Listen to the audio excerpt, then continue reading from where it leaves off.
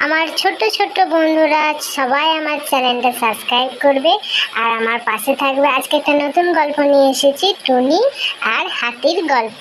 বনের মধ্যে একটা বড় বটগাছ ছিল। একদিন একটা টুনি সেখান দিয়ে উড়ে উড়ে যাচ্ছিল। তার লক্ষ্য পড়ল ওই বটগাছটার দিকে।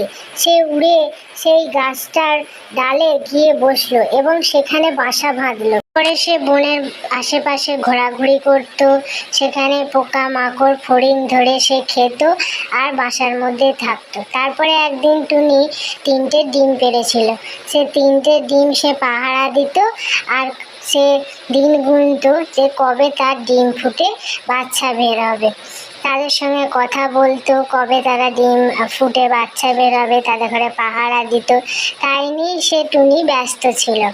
একদিন জঙ্গলের ভেতর থেকে একটা বড় দেখে একটা জন্তু বের হলো। টুনি দেখে তার গাছের দিকে একটা বড় হাতি এগিয়ে আসছে। তখন টুনি ভয় পায় যে তার ছানারা পড়ে না যায় গাছের ডাল থেকে। তখনই হাতিটা ওর গাছের গোড়ার দিকে এগিয়ে তার গাছের গোড়ায় ডালটাকে ঠেলা মারে, গা ঘষে, সেখানে লাফালাফি করে।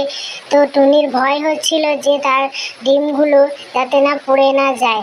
তখন টুনি জব্দ করতে হাতির কানের ভেতরে ঢুকে তার কানে ঠুকরিয়ে তাকে উচিত শিক্ষা দেওয়ার জন্য তার কানের ভেতরে ঢুকে গেল এবং সে সেখানে উড়ে ঠুকরিয়ে হাতিকে জব্দ করলো।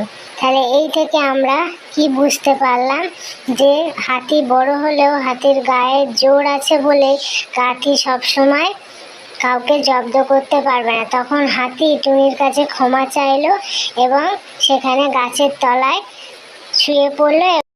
গাছের গোড়া থেকে হাতিটা চলে গেল। তখন টুনি বলল, গায়ের জোর থাকলেই গর্ব করা উচিত নয়। আজকের গল্পটা কেমন লাগলো অবশ্যই আমায় কমেন্ট করে জানাবে। আজকের মতো টাটা।